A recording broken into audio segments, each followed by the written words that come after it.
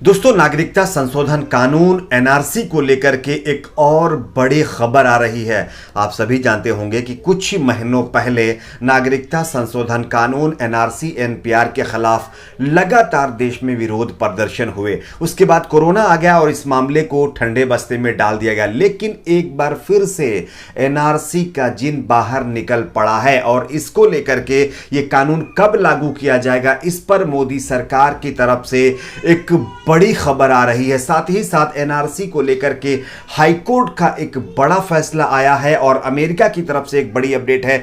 एक एक करके सभी खबरों के बारे में विस्तार से हम आपको जानकारी देंगे। लेकिन उससे पहले दोस्तों, अगर आपको भी लगता है कि हमारे देश में इन कानूनों के नहीं बल्कि बेरोजगारों को रोजगार, जीडीपी को ठीक करने की और लोगों की नौकरियां देने की और किसानों को उनके हक देने की जरूरत है, अगर आप इस बात से सहमत हो तो वीडियो को लाइक करके चैनल को सब्सक्राइब जरूर कर लीजिए। आप सभी जानते होंगे कि केंद्र सरकार बहुचर्चित नागरिकता कानून के नियम तैयार कर रहा है। आप सभी जानते हैं कि इस कानून के खिलाफ कई महीनों पहले पूरे देश में विरोध प्रदर्शन हुए।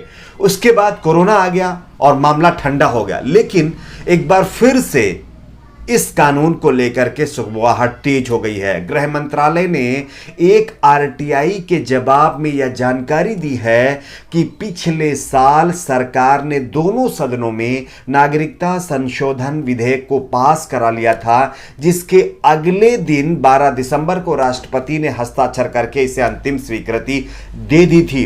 हालांकि अभी तक नियम तैयार करने की प्रक्रिया पूरी ना होने की वजह से जो है नागरिकता कानून अप्रभावी बना हुआ है, यानी कि इंप्लीमेंट नहीं हुआ है सही से। नियम तैयार होने के बाद इसकी अधिसूचना जारी हो जाएगी और देश भर में नागरिकता कानून लागू हो जाएगा। इसी बीच कानून को लेकर के पूर्वोत्तर यानी कि आसाम वगैरह में एक बार फिर से विरोध के स्वर उठने लगे हैं, जो सरकार की चिंता बढ़ा सकते हैं। सरकार ने यह स्पष्ट तरीके से बताया है कि यह कानून कब तक लागू होने जा रहा है, थोड़ा हम आगे आपको बताएंगे। लेकिन उससे पहले हाईकोर्ट का जो जजमेंट आया है, पहले वो हम आपको पढ़ के बताते हैं। आप स्क्रीनशॉट भी देख सकते हैं। जजमेंट में दरअसल जो है आसाम एनआरसी के कोऑर्डिनेटर हितेश शर्मा ने गुवाहाटी हाईकोर्ट को लिखे 3 दिसंबर के हलफनामे में बताया है कि पिछले साल 31 अगस्त को आई राष्ट्रीय नागरिक रजिस्टर एनआरसी की सूची अंतिम नहीं है, वह अनुपूरक सूची है, यानी कि इनकम्प्लीट है, पर उसमें शामिल करीब 4800 अयोग्य लोगों के नाम डिलीट करने का निर्देश दिया गया है। शर्मा ने हाईकोर्ट को हलफनामे में बताया है कि एनआरसी की अनुपूरक सूची में 10,000 से अधिक लोगों के नाम या तो गलत तरीके से शामिल किए गए हैं या फिर निकाले गए हैं। पिछले साल अगस्त महीने में सुप्रीम कोर्ट की निगरानी में जारी हुई एनआरसी की लिस्ट 19 लाख लोगों को बाहर जिसमें किया गया था।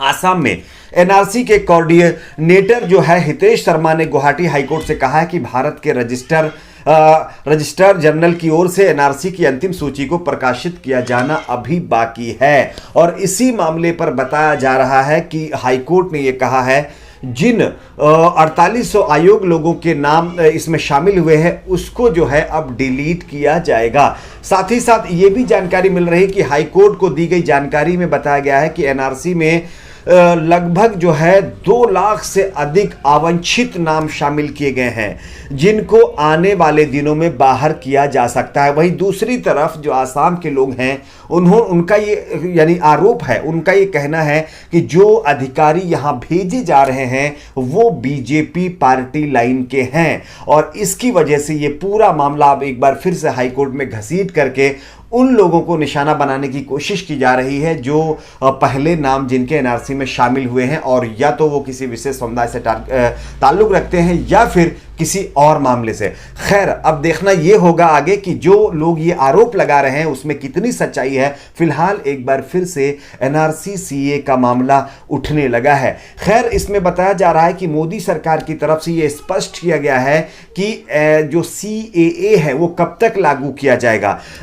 भाजपा ने जो संकेत दिए हैं उसके मुताबिक जनवरी तक जो है नागरिकता संशोधन कानून लागू किया जा सकता है। भाजपा के वरिष्ठ नेता कैलाश विजयवर्गीय ने पिछले सप्ताह पश्चिम बंगाल में कहा था कि नागरिकता संशोधन अधिनियम अगले साल जनवरी में लागू होने की संभावना है। केंद्र सरकार और भाजपा पश्चिम बंगाल में एक बड़ी संख्या में शरणार्थी आबादी को नागरिकता देने की इच्छुक है। साथ ही अप्रत्याशित रूप से उन्होंने घोषणा की थी कि संभावना है कि अगले साल जनवरी से CAA के तहत बांग्लादेश, पाकिस्तान और अफगानिस्तान से गैर मुस्लिम प्रवासियों को नागरिकता प्रदान करना शुरू कर दिया जाएगा।